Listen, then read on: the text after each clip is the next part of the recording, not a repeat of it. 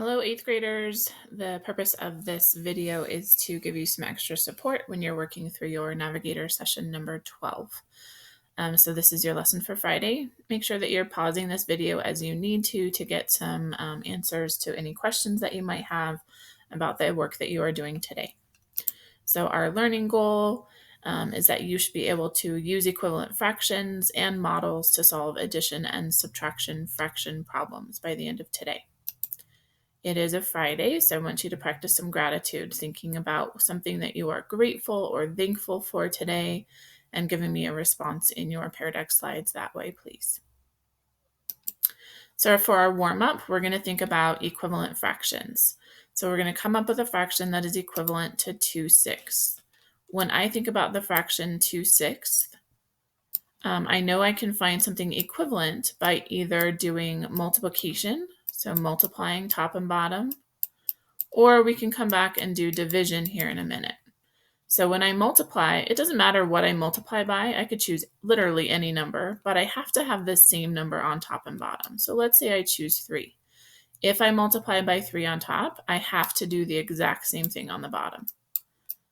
That keeps the value of the fraction the same. Even though these numbers are going to change and become bigger, the value of it is still equal to it.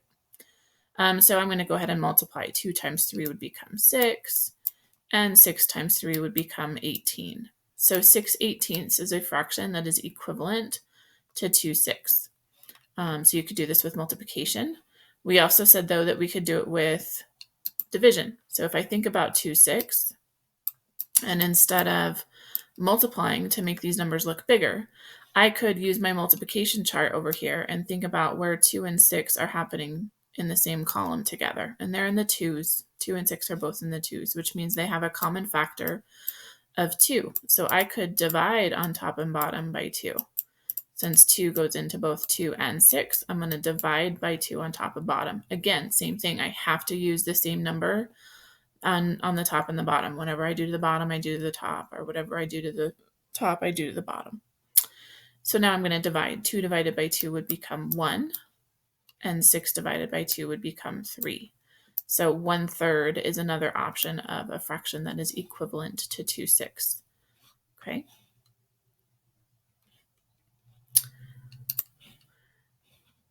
Okay, we're going to keep moving here. So now we're going to think about equivalent fraction, something that would be equivalent to 1/6. So we could get there with multiplication or division. So I'm going to try a multiplication first. So 1/6, I could choose, again, any number. Maybe I multiply by 5 this time. It doesn't matter what number you're multiplying by, so long as you're choosing the same thing on top and bottom.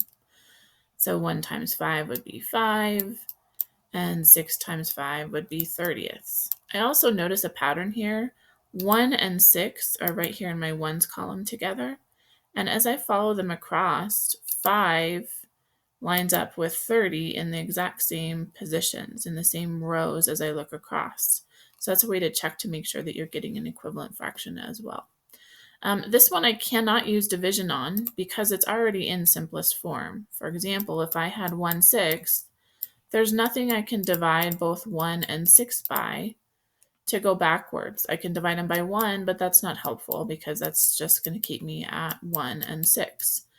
So you can't really use division on this one because it's already in simplest form. It's already been simplified. But you could build it up more and multiply it by different numbers in order to get a different equivalent if you needed to. Okay, so you're going to go ahead and do some practice. You're going to practice an equivalent fraction to 8/12. Thinking about, could I multiply it? Could I divide it? Either option is fine. So if I think about 8 and 12, let's say I want to multiply this time, and I'm going to do times 2 because these numbers are pretty big. So this way, at least I keep my numbers a little bit smaller. I know I'm going to do whatever I do to the bottom, I'm going to do the top and vice versa. So I'm making sure I'm multiplying by 2 in both places. 8 times 2 is 16, and 12 times 2 is 24. So this would be an equivalent fraction. But you could have also used division on this one because 8 and 12 are happening right here in the 4s together. Here's 8 and 12, and they're in the 4s. So I could divide by 4 on top and on bottom in order to use my division to go backwards. So 8 divided by 4 would be 2, and 12 divided by 4 would be 3. So 2/3 could also be a fraction that is equivalent to it. All right, we're going to try 8/20. So in 8/20, again, you could multiply by anything on top and bottom. I'm going to do 2 again to keep my numbers down. So 8 times 2 is 16, and 20 times 2 is 40. But I could also look to see if they have anything in common. These two do, and they can be simplified. So I see 8 and 20 here in my 4s again. So I could divide them by 4s. So if I had 8 and 20, I could go backwards and divide by 4. Whatever I do to the bottom, I do to the top, and vice versa. 8 divided by 4 would be a 2, and 20 divided by 4 would be 5. So 2/5 would also work. There's an infinite number of equivalent fractions. You just have to come up with one. Okay, 3/6. So 3 and 6. I could multiply by literally any numbers. Let's say I do it by 4 this time. 3 times 4 would make 12. I'm remembering to multiply by the same thing on both top and bottom. And 6 times 4 would make 24. So 12/24 could work as an equivalent fraction. Or I could divide, because 3 and 6 are both here in the 3's together. So I could divide by the common factor of 3. 3/6, I'm going to divide by 3. Whatever I do to the top, I'm going to do to the bottom to make sure that I'm keeping my fractions equivalent. 3 divided by 3 would become a 1, and 6 divided by a 3 would become 2. So 1/2 is equivalent to 3/6 or 12/24. All of these are ones that could work. So what you're going to be doing today for the rest of these slides that you're working on is you are going to be filling in the blanks on these slides, thinking about what they are in terms of equivalent fractions, and then adding the total shaded parts together for your final one. So I'm going to do these for you, and you can check your answers here when you are finished. So you could pause and then come back and check your answers. Okay, so I'm looking at the green ones. The green ones, I see 1, 2, 3 out of 4, 5, 6. So 3/6 is shaded in green. I could simplify that, but I'm okay with leaving it at 3/6 for right now. And then I'm going to look at my purple. My purple is 1, 2 out of the 6. And so then it says, so this much is shaded all together. Well, 3/6 plus 2/6 would be 5/6. I already have common denominators, so I'm able to add and keep the denominator the same. 3/6 plus 2/6 would be 5/6. That one is finished.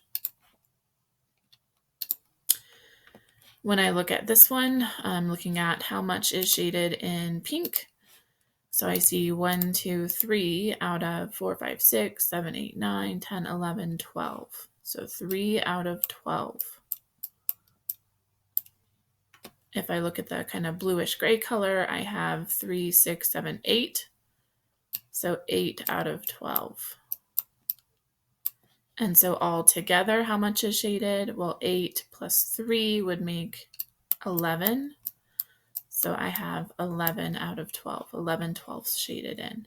Again, if I have common denominators, the denominator stays the same, and I just add the numerators. All right, for this one, when I'm looking at how much is shaded in green, I have 5 out of 20. So 5/20. And how much is shaded in gray? I have 5, 6, 7, 8 of the 20th. And so how much altogether? 8 plus 5 is 13. And 20th stay 20th. So 13/20 altogether. On this one, I'm looking at how much is in the purple color. So I have 1, 2, 3, 4, 5 out of, let's see, this is a 5 by 6. So out of 30, 5 by 6 is 30.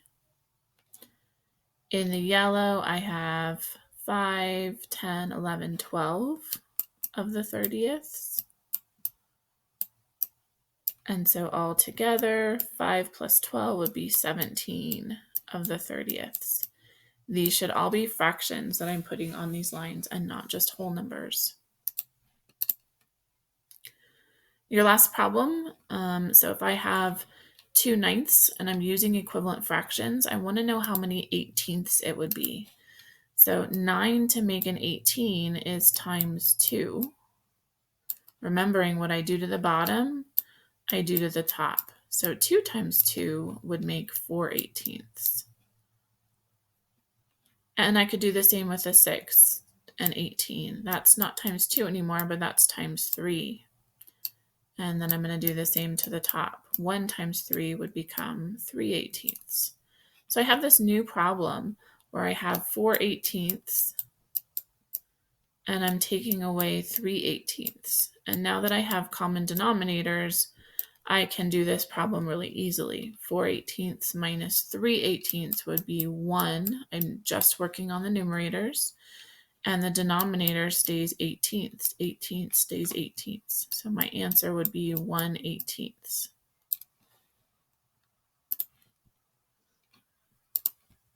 Okay, so you're going to finish out your reflection and then make sure you get this turned in Google Classroom.